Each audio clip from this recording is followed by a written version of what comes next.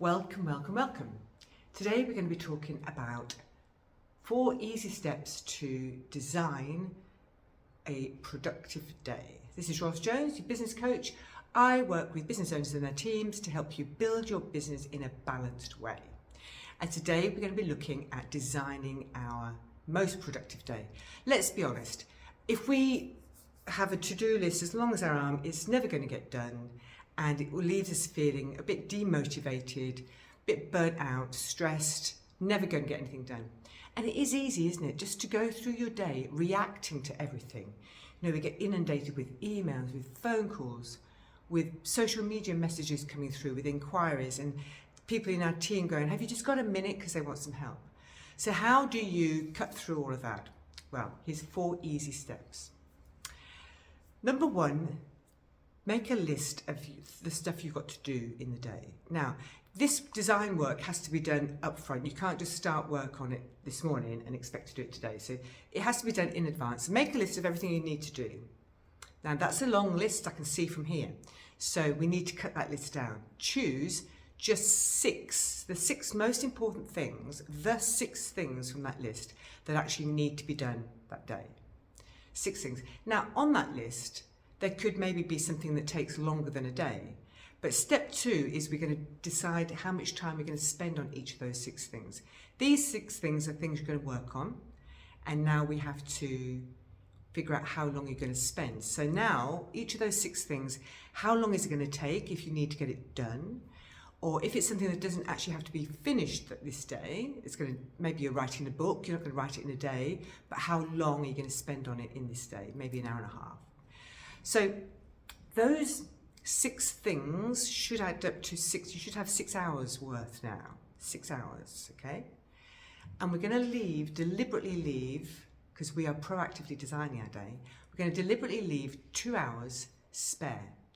Now this is because you are going to have people saying, have you got a minute? You are going to have some sort of emergency or you're going to need to react to something. So 2 hours gives you a bit of wiggle room, like it's a buffer if you like. So it allows for times when you have to go off piste a bit and deal with other stuff. So it's not completely unrealistic that you're just going to focus solely on these things with no interruptions. So far we've chosen the 6 things, we've decided how long each is going to do them, we've put them in our diary. We've allowed for 2 hours spare. By the way, you have to include your lunch because obviously you need to eat lunch. Include a lunch break. And then you've got the 2 hours buffer time, the wiggle room.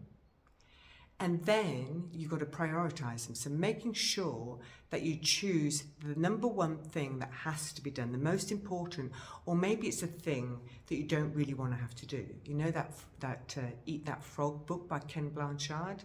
You have to eat the frog for breakfast. The thing you don't want to do, you need to do that first. And when you do that first, it's going to make you feel so empowered that you've done it, like a huge weight off your mind. Otherwise, you'll be carrying it around like a heavy sack all day. So do that thing first. And there you have it. 4 simple steps to designing your most productive day. And just an extra here. If you do get people in your team stopping you and saying, have you got a minute? Have you got a minute? The tip here for you is to allocate time in your diary when they can come and interrupt you. So maybe it's a Wednesday afternoon at 3:15. So you allocate time for that purpose.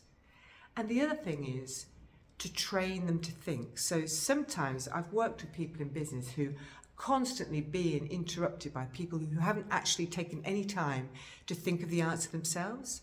So train your people to think. So forbid them from coming to you with just a minute requests until they've actually taken some time to think about the solution, maybe come up with 3 possible solutions to their problem. So train them to think.